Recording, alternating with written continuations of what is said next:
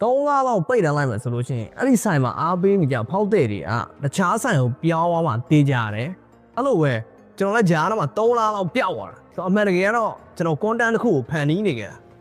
အဲ့ဒီ content ကပရိသတ်တို့အခုကြည့်နေတဲ့ video content မတိုင်ခင်ကျွန်တော်နောက်ဆုံးတင်ခဲ့တဲ့ဒီကဘာကြီးပူနွေးလာမှုနဲ့ Greta တမအကြောင်းတင်ဆက်လာတဲ့ content မိနစ်30ကျော်ကြာတယ်အဲ့ဒီ content မှာ engagement တွေ view တွေ reach တွေတော်တော်လေးကိုကြာသွားတယ်ဆို algorithm ကလူတွေစီကိုရောက်အောင်မပို့ပေးတော့ဘူးဒါပေမဲ့ကျွန်တော်အရှင်းကတင်ခဲ့တဲ့ content တွေကျတော့ engagement တွေတော်တော်လေးကိုကောင်းခဲ့တယ်ကျွန်တော်သတိမထားမိရတာက algorithm ကဘယ်လိုအလုပ်လုပ်လဲဆိုတာပဲ algorithm ကဈေးဆိုင်တစ်ဆိုင်လိုပဲနေ့တိုင်းဆိုင်ဖွင့်တယ်လို့ရှိရင်ကိုယ့်စီမှာဝယ်ယူအားပေးနေကြဖောက်တဲ့တွေကနေ့တိုင်းပုံမှန်ဝယ်ယူအားပေးနေပါပဲဒါပေမဲ့ဆိုင်ကို3လလောက်ပိတ်ထားလိုက်မယ်ဆိုရင်တော့အခြားဆိုင်ကိုပြောင်းသွားကြမှာတေးကြရတယ်3လလောက်ပျောက်သွားတော့ဟာဒီဆိုင်ကပိတ်လိုက်ပြီမရောတော့ဘူးဆိုပြီးတော့algorithm ကလူတွေစီကိုလိုက်မပြပြီးတော့ကျွန်တော်ဘလောက်ပဲကောင်းတဲ့ content တွေယူလာဆိုင်ကိုပုံမှန်ဖွင့်တာ content တွေပုံမှန်တင်တာအဲ့ဒီ consistency မမှန်တဲ့ခါကျတော့လူတွေစီကိုရောက်ဖို့အတွက်ခက်သွားတော့တာပဲတစ်ဖက်မှာလည်းကျွန်တော်မှာ full time job ကရှိနေ full time job မှာ night shift ဖြစ်တယ်မိုးမလင်းခင်ကျွန်တော်အလုပ်ပြီးလို့အိမ်ပြန်ရောက်လို့ရှိရင်မအိတ်ခင်ပေါ့ကျွန်တော် content တွေ research လုပ်တယ်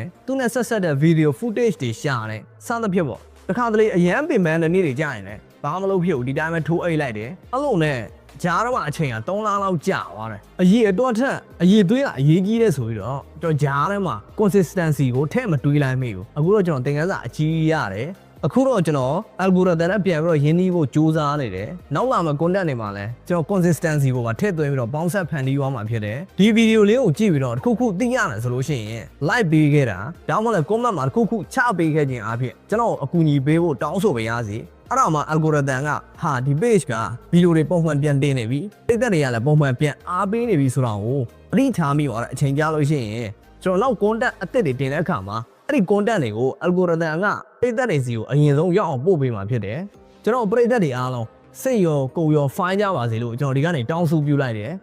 နောက် video တွေမှာပြန်လည်ဆုံတွေ့ကြပါစို့3လလောက်ပိတ်ထားလိုက်မယ်ဆိုလို့ရှိရင်အဲ့ဒီဆိုင်မှာအားပေးနေကြဖောက်တဲ့တွေကတခြားဆိုင်ကိုပြောင်းသွားမှတေးကြရတယ်အဲ့လိုပဲကျွန်တော်လည်းဂျားတော့မှ3လလောက်ပျောက်သွားတာဆိုတော့အမှန်တကယ်ကတော့ကျွန်တော် content တစ်ခုကိုဖန်တီးနေကြတာအဲ့ဒီ content က